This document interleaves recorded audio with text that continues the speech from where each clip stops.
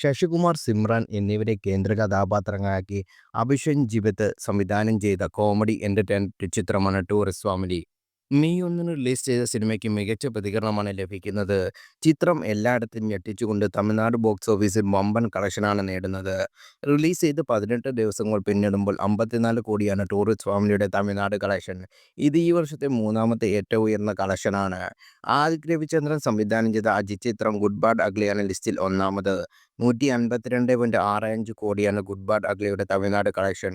അജിത്തിന്റെ തന്നെ ചിത്രമായ വിടാമുയർച്ചിയും പ്രദീപ് രംഗനാഥൻ ചിത്രമായ ഡ്രാഗണുമാണ് രണ്ടാം സ്ഥാനത്തുള്ള സിനിമകൾ. 83 കോടിയാണ് ഇരു സിനിമകളുടെയും കളക്ഷൻ. ഷൂട്ടിംഗ് പൂർത്തിയായി 12 വർഷത്തിനു ശേഷം പുറത്തിറങ്ങിയ വിശാൽ ചിത്ര സിനിമയായ മതകഥ രാജയാണ് ലിസ്റ്റിൽ നാലാം സ്ഥാനത്ത്. മികച്ച പ്രതികരണം നേടിയ സിനിമയ്ക്ക് വലിയ വരവേൽപ്പാണ് പ്രേക്ഷകരിൽ നിന്ന് ലഭിച്ചത്. 53.45 കോടിയാണ് മതകരാജയുടെ തമിഴ്നാട്ടിൽ നിന്നുള്ള നേട്ടം. സുന്ദർ സി സംവിധാനം ചെയ്ത സിനിമയിൽ വരലക്ഷ്മി, ശരത്കുമാർ, സന്താനം, അഞ്ജലി എന്നിവരും പ്രധാന വേഷങ്ങളിൽ എത്തിയിരുന്നു.